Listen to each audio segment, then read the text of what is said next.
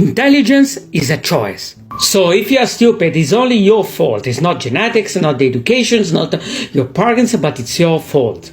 That's because there's no one who is naturally born stupid. We all have the same capabilities. We all born with the same, more or less, brain, and the only thing that really matters, the only thing that makes the difference is how you are exposing yourself out there, how much connections ratio you have. I mean, how many connections you are making in your brain really depends and belongs to how many questions you are putting to yourself, how you are exposing yourself out there, how many problems you are solving, how many answers you can find.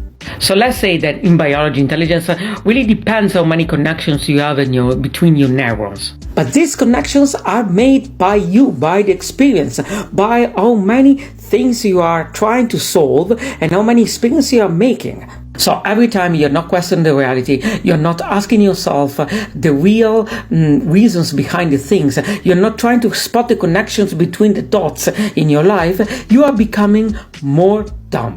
So how to become clever if you think you're not? You have to question the reality. You have to ask yourself the reason the things are like that. How you have to try and experiment with the reality. You have to be active.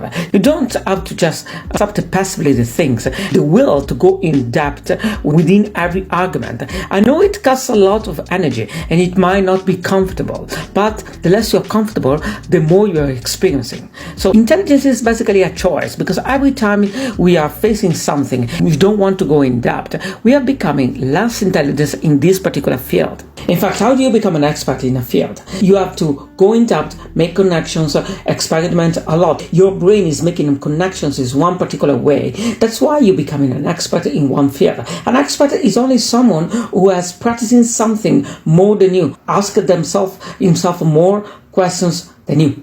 And there is a precise recipe to become stupid.